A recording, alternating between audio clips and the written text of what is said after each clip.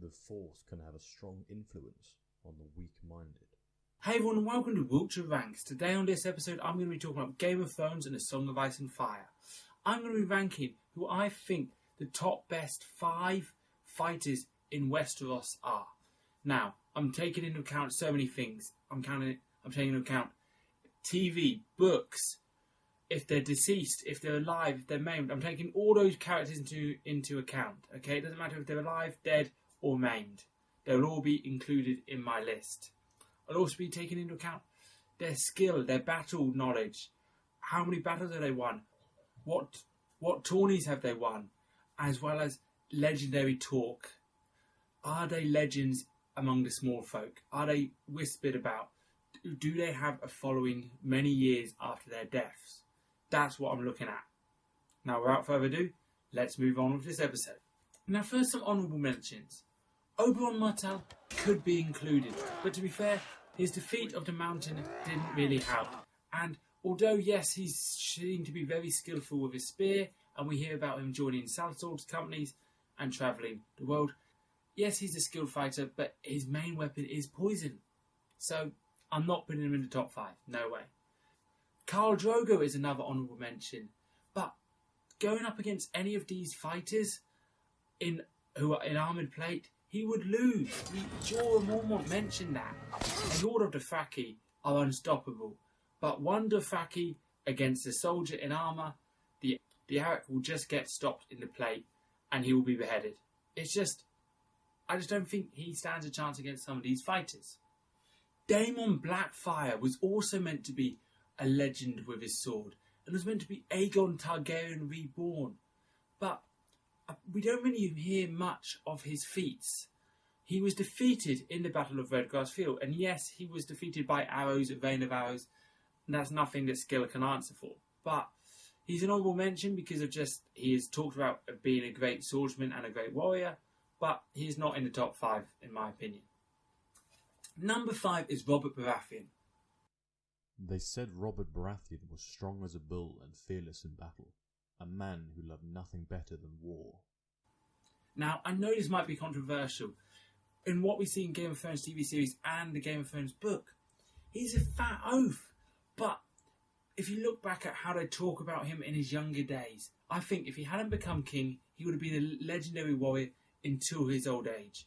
Okay? But unfortunately, the lavish feasts and the whoring about changed him. In 9 years since the Greyjoy Rebellion, he gained at least 9 stone. Obviously, it's going to change a warrior's stature. But it does not go against it. Robert in his prime youth, in his prime warrior days, was a legend, okay? Men followed him on the battlefield. Men rebelled against their king for him. He was not just a great with a sword, but he was amazing with Warhammer. He killed Rhaegar Targaryen, who was a warrior himself. Yes, he isn't in my top 5, but he was still a great warrior. Princes, most of the time, are great warriors because they are trained from birth. Now, he was defeated by Robert Baratheon in single combat on the Battle of Trident. Okay, apparently it was a legendary battle. Men on horses versus each other. One with a sword, one with a warhammer. And when Robert killed Rhaegar, the heavy blow that he gave with his warhammer shattered the rubies on his armour. If that doesn't show strength and skill, I don't know what does. Now, another amazing feat of Robert is before the Battle of Trident, he actually led his army to defeat 3 opposing armies in one day. He must have some great skill as a tactician and a leader and a warrior to be able to do that. And he even said himself, he wished he could be on the King's Road with nothing but a sword in his hand, fighting his way up there. Okay, he was a warrior at heart, and I think even though his later years are nothing to go on, he is still a great warrior. Now, my next one, some of you may say he should be higher. He should be number 1. But to be honest, when you actually look at it, I don't think he can be. I'm talking about Sir Jaime Lannister.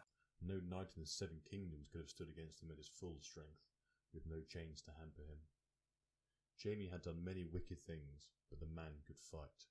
Sir Jaime Lannister is meant to be the best swordsman alive at the time of Game of Thrones. He talks about not many people being able to stand against him. One being too old, Sir Barristan Selmy obviously. One being a young unproven boy who's meant to be skillful, Sir Loras Tyrell. and one you don't really know how capable he is because he only shows himself during battle, and that is Eddard Stark. Now, there is no denying that Sir Jaime Lannister is a skillful swordsman.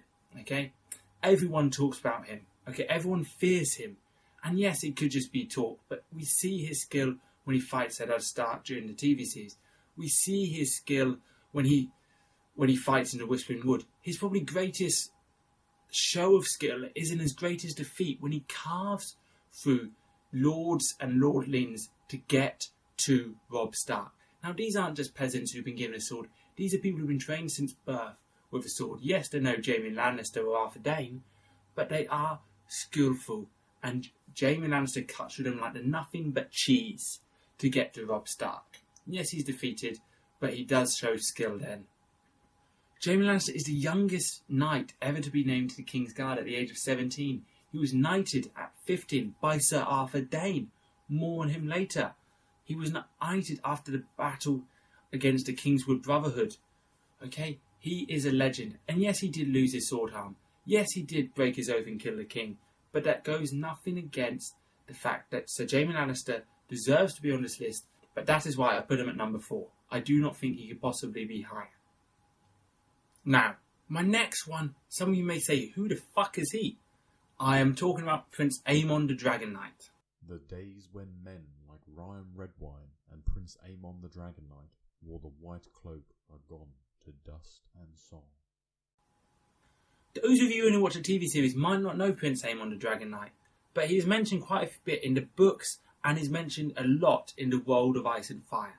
Prince Amon the Dragon Knight, aka Prince Amon Targaryen, was obviously a Targaryen and a royalty, but he was like the 5th in line at the time of him being born. Like, he was a nephew to the current king when he was born.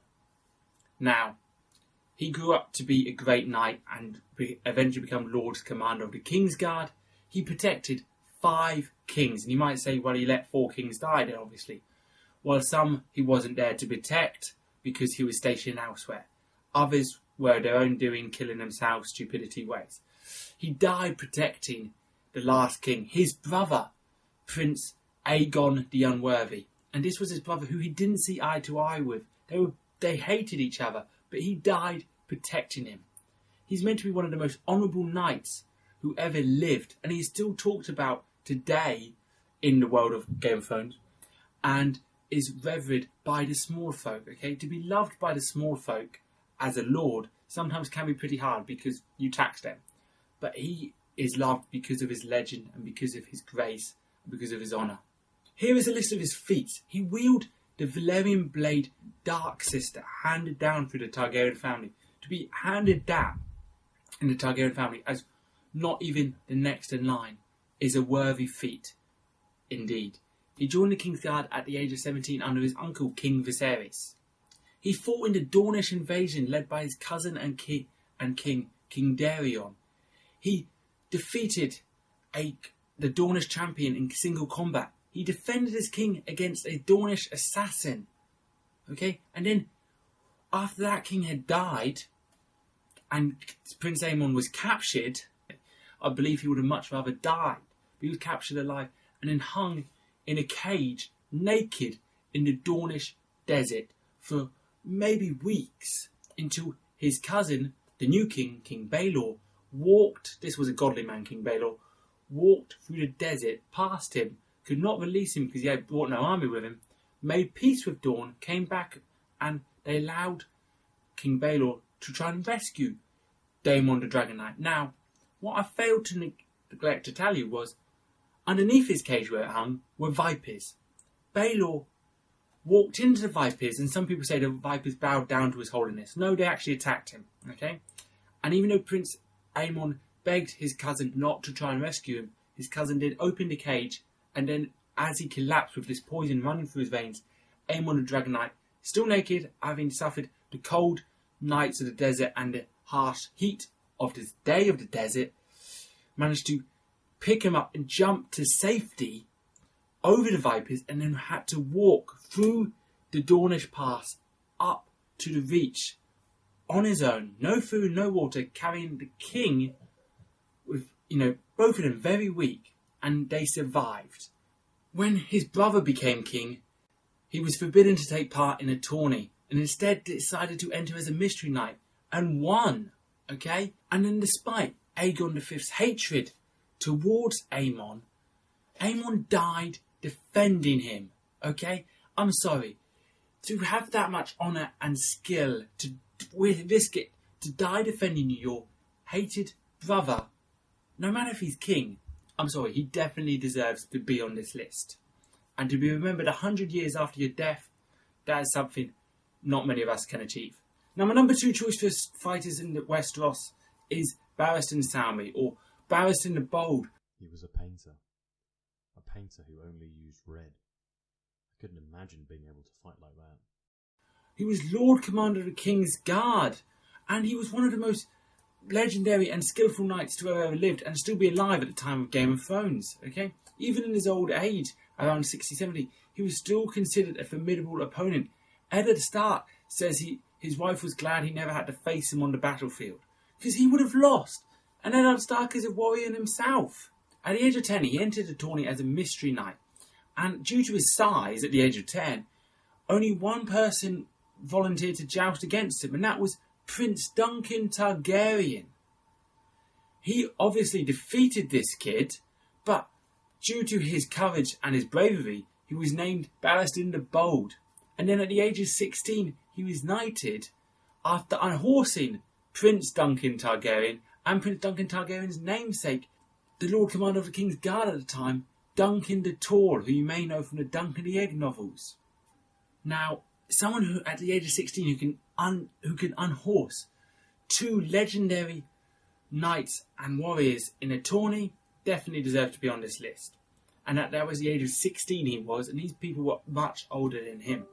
Then, during the War of the Ninepenny Kings, he fought his way through enemies, masses of soldiers, to slay Malice de Montrose, the last of the Blackfire pretenders. Single-handedly rescued King Aerys from Duskendale when the king was being held hostage. And yes, some of us wish that King Aerys had probably died, and then none of the Robert's Rebellion, none of the other events maybe would have happened. But he risked his life single-handedly, went in the sewers and slew many people in Duskendale with no backup, and rode out with King Aerys, fighting all the way. He fought at the Battle of the Trident and was severely wounded, and although he could probably have died to his wounds, Robert Baratheon told his own maester to go tend to his wounds before tending to Robert's own wounds. To be such a legend that one of your enemies has said he needs to survive more than me, he so deserves to be on this list. So many people know he is still a man of skill in his old age. Varys even says that only he has true steel in Robert's King's Guard. The rest are nothing compared to him.